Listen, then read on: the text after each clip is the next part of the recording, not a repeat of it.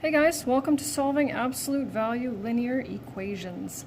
This is the last day we're going to spend on the linear ones, and then tomorrow we'll deal with the graphing and solving of quadratics. So this isn't too bad. The only thing I think you might find a little tedious is just having to verify, because again we're going to end up with some values that we will correctly calculate that we're going to have to reject. We've done that before. So when we're dealing with absolute value, we have two cases. We know that the expression inside the absolute value symbols, vertical bars, can be positive or negative because of the concept of distance. So we have a positive value for x where x is greater than or equal to 0, and a negative x where x is less than 0. So just give you a quick kind of rundown of the steps. Make sure you isolate the absolute value expression first. I remember students trying right away just to solve it, and it doesn't work. So isolate it where necessary, and then write two equations. You don't have to write them both. You can write one, solve it, and then write the other and solve it. And we'll do that, and then make sure you verify, and then of course write a solution set. So we'll just get started. I wanted to start with something really super simple, just so that you could see how it works. So this is already isolated. So we have an x equals 14 and an x equals negative 14, right? The right side becomes positive and negative. So then we'll verify. And we know that 14 is equal to 14. And I understand that the verification in this case might not seem useful at all, but it will when we come to the other ones. So both of them work. And we can either write it as plus and minus 14, or 14 comma negative 14, up to you. Second one, what can we put in place of x so that when we deal with the concept of distance we end up with a negative? Absolutely nothing. And you know that the way that we indicate that there is no solution is that right there. Okay, here we go. So now what we're going to do is we're going to isolate the 4n minus 1. So we'll subtract 3 from both sides, and we'll get 6, and then we'll divide both sides by 2, and so then we'll have 4n minus 1, the absolute value of 4n minus 1 equals 3. So first one will be 4n minus 1 equals 3, and I'm going to solve that one. And then next one, so you can do that beside if you want. Just know I need a little bit more space for the one that's over there on the right. So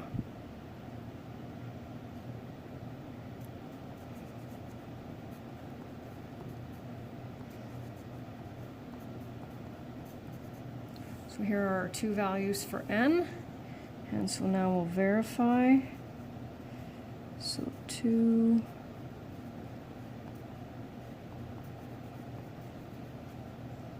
4 times 1 is 4, minus 1 is 3. And so 2 times 3 is 6, and 3 is 9. And then we'll whoops, meant to put the vertical bar in there.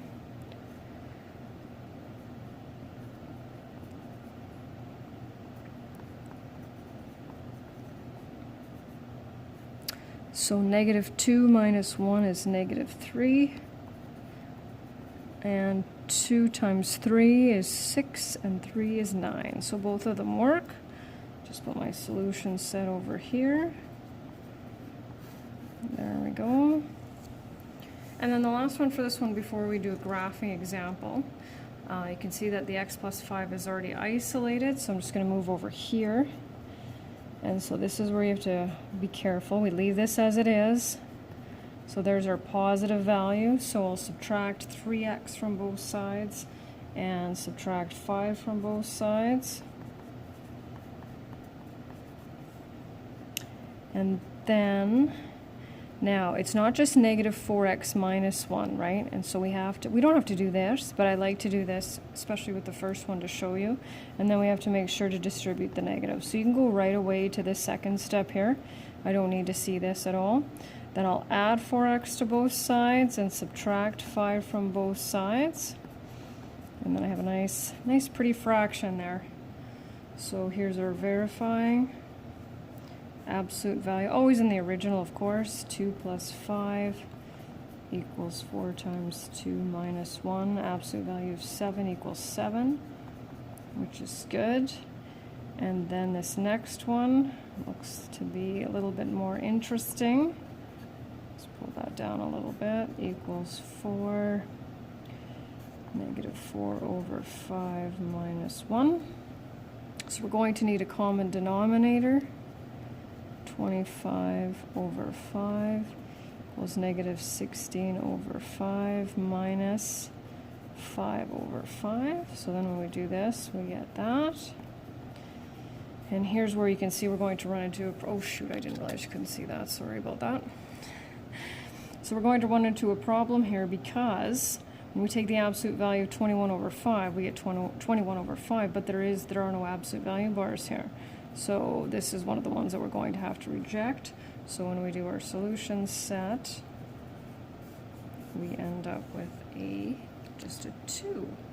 And then one more small thing, just this one here, is to be able to solve them graphically.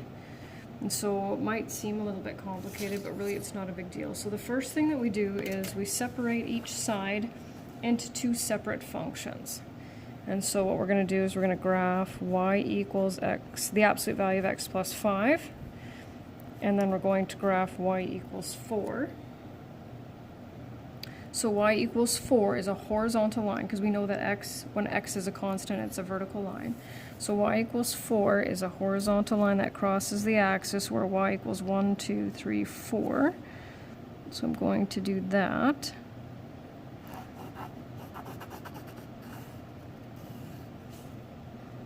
There we go. And we've graphed linear absolute value equations as well. So I'm going to graph this one. 1, 2, 3, 4. So crosses the y-axis there, has a slope of 1. So, but I know because it's an absolute value equation that when I hit the x-axis, that's when it's going to ricochet, because we know that we can't have y values that are smaller than negative 1. Where are we here? There we go. And our solutions are going to be, these steps are over here, I'm just kind of reading them too. So we've graphed both functions. What do you think our solutions are going to be?